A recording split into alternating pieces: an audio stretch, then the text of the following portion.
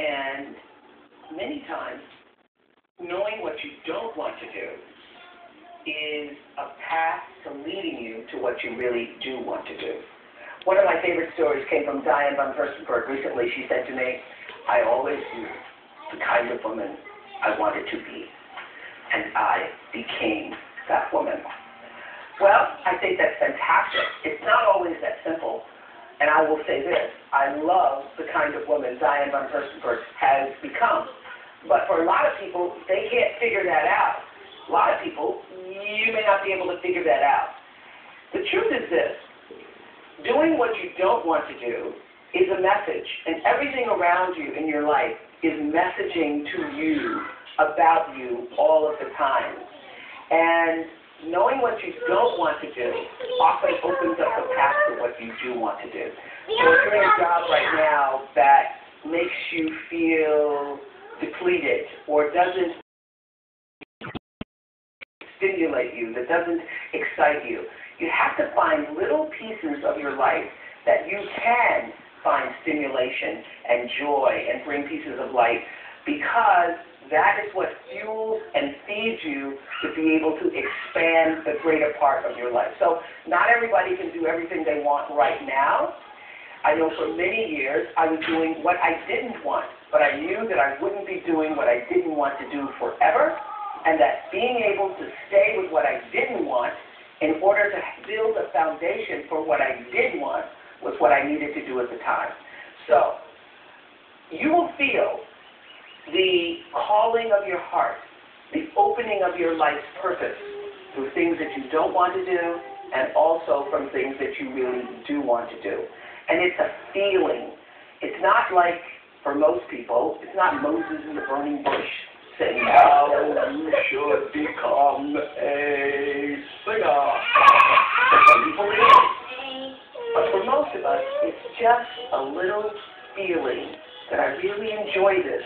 It's feeding the heart of that which you love, that which gives you your juice, that which makes you come alive. And when you're able to do that, you are able to blossom in your own life and to give that kind of joy, energy, life force to what you do and who you are. Where do parents stand on the issue? For many years, I was a television reporter. Open the gate, because Bianca's going to see her bonds in here. And that's a great opportunity, because I was a sophomore in college at the time. Chris Clark called me literally out of my scenic design class. I was terrible at scenic design. My teacher said I couldn't draw a straight line with a ruler, which is true. I flunked it and was repeating the class.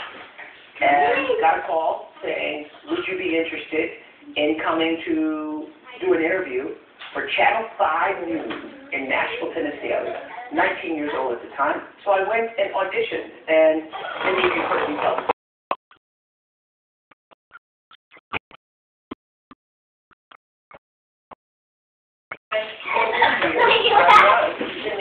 I wasn't on the air, and it wasn't until I made a big mistake one night and called, maybe mispronounced Barbados, and called it Barbados, that I knew, and then cracked myself up, that I had a real moment, I had an actual real moment on television.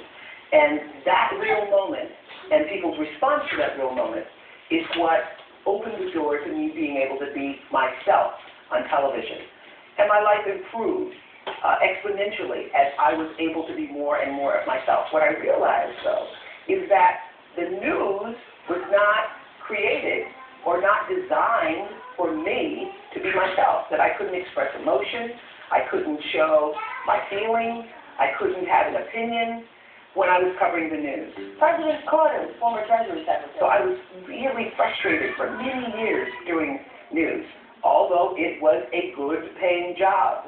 And I had people in my life, my father, saying, don't you ever give up that job, because you're making $22,000 a year, you're 22. How are you going to make that kind of money?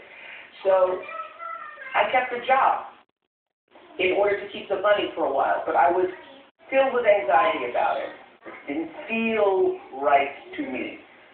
Something about it didn't feel right. Every day I would come to work and I would feel like, I can't believe I have to do this again. Ever had that feeling? I can't believe I have to do this again. And my great disappointment, one day I was told that I wasn't going to be doing the news anymore. I was taken off of the 6 o'clock news and demoted. Best thing that ever happened to me. So many times you think, I got fired, I lost my job, I lost my position, it's the end of who I am. The best thing that ever happened to me is that I was taken off of the 6 o'clock news. How do I know? Because it was a seminal moment for me. At the time I was devastated. I was devastated. Because what am I going to do? I was defining myself by that job, even though I didn't love the job. And as they were trying to figure out what to do with me, there was the creation of a morning talk show.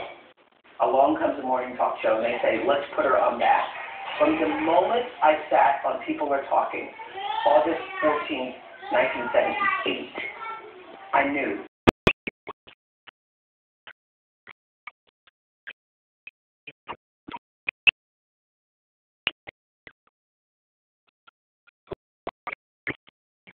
The feeling that you're trying to get to of what do I really want to do. I don't want to do this, but what would feel better? What would make me feel better? And when you hit that moment, when you have that moment where you're doing what you're supposed to do, nobody will have to tell you, because that will be your purpose. Mommy, can we